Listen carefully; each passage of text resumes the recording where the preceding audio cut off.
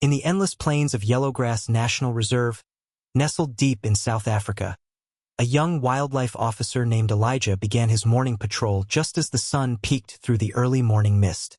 Since childhood, Elijah had dreamed of working with wildlife, of protecting creatures others feared or ignored.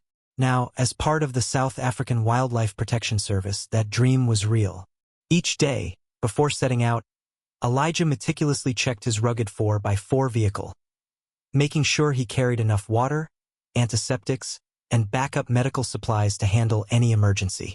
He often paused during his routes to study fresh tracks in the dirt, listen to the birds' calls, and feel the rhythm of the land beneath his boots. One dawn, just as the grass was beginning to dry from the morning dew, Elijah spotted small bloodstains scattered across the ground. His breath caught. Quietly, he stepped from the vehicle, following the trail as it led into tall brush. The blood led him to a heart-wrenching sight. A massive male lion, motionless and tangled in barbed wire, his golden coat stained dark with dried blood. Elijah's heart pounded.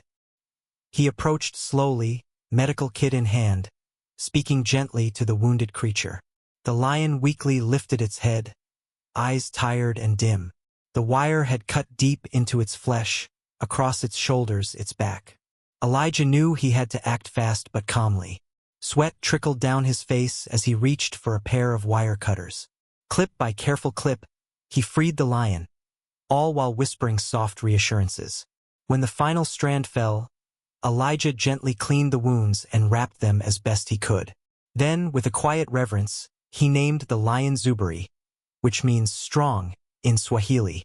Zuberi staggered to his feet, took a few uneasy steps, then looked back, his gaze locking with Elijah's. There was no growl, no snarl, just a long, silent look. Then, with a flick of his tail, he disappeared into the grasslands. Weeks passed. Elijah returned to his patrols. But something had changed. From the edge of the savannah, a familiar golden figure began appearing, always at a distance, always watching. It was Zuberi, silent, loyal, unshakable. Their story was only beginning. From that day forward, Elijah was never truly alone on his routes through Yellowgrass Reserve. No matter how remote the area or how quiet the wind, Zuberi was there. Sometimes as a silhouette in the golden light, other times as a steady gaze from afar. His colleagues soon noticed too.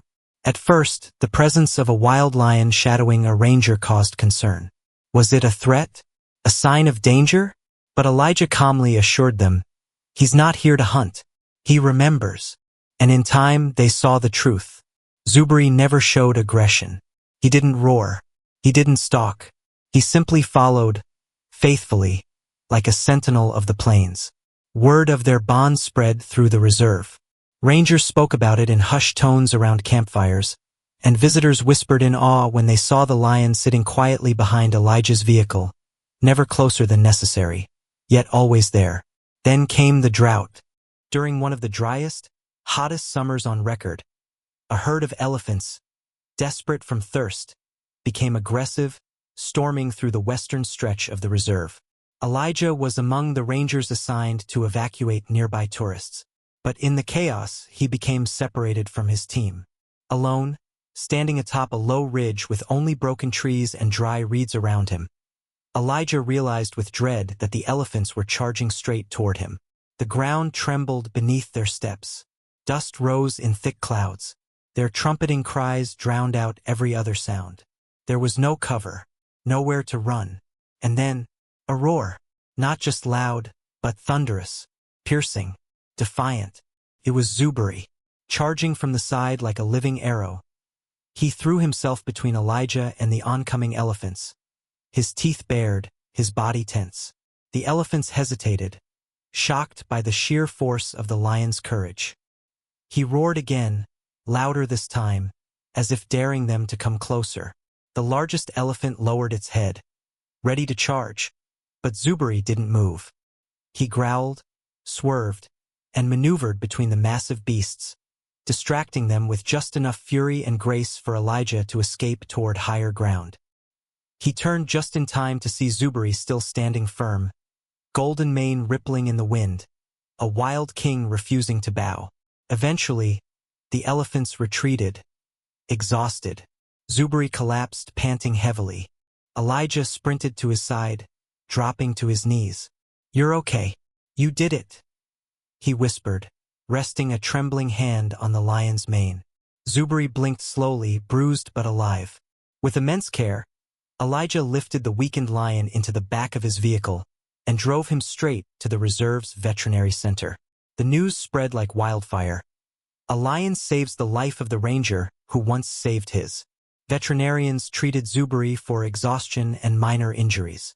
During recovery, every time Elijah approached, Zuberi would lift his head, just to see him, just to be sure he was near. Their bond had become unbreakable. Tourists came from across the country, hoping to catch a glimpse of them. Not just a ranger and a lion, but two souls who had chosen each other in a world that rarely makes room for such miracles. Through seasons of storm and sunshine, Zuberi and Elijah continued to cross paths. They shared no language, no spoken promises, only glances, silent gestures, and a bond that defied explanation. Elijah would never forget the first time he touched Zuberi's mane, the first time fear melted into trust. In a world where danger and survival often come first, their story stood as something rare, proof that compassion is universal, and that even the wildest hearts can remember kindness. And so, each time Elijah drove out into the golden fields of Yellowgrass Reserve, he did so knowing this simple truth: he was never alone. Somewhere out there, watching from the shadows, was Zuberi, silent, strong, and forever loyal. Lionface, if this story moved you as much as it moved us, don't forget to like, subscribe, and hit the notification bell. We'll keep bringing you real stories that touch the heart, inspire courage, and celebrate the wild beauty of our world. See you in the next video.